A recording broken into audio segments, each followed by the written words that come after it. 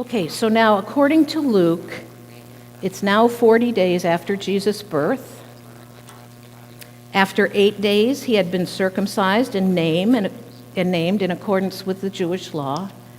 And now, 32 days after that, his parents are again performing the duty as faithful Jews by returning to the temple. This time in order to offer a sacrifice and to consecrate their child to the Lord.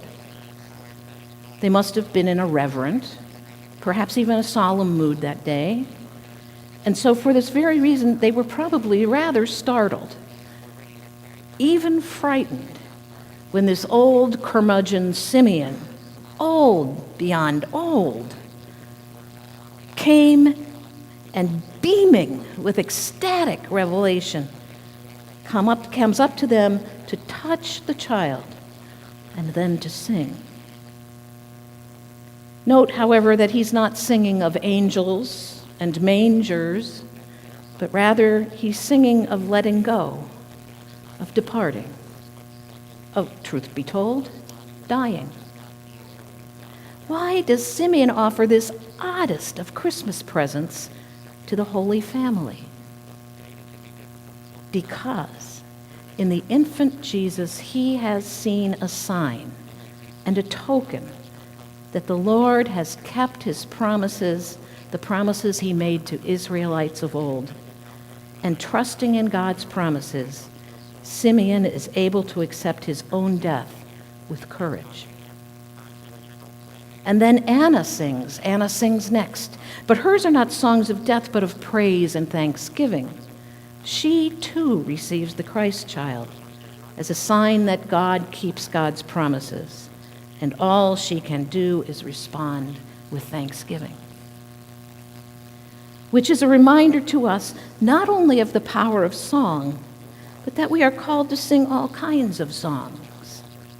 We sing songs of praise and thanksgiving, and we sing songs that are less jubilant. Today we are singing happy songs, and lots of them. And also songs that remind us that Christ came not for the joyful, but also for the despairing. And God still comes amid the bleakness of midwinter, amid the bleakness of our lives sometimes, amid the bleakness of a world sometimes gone crazy.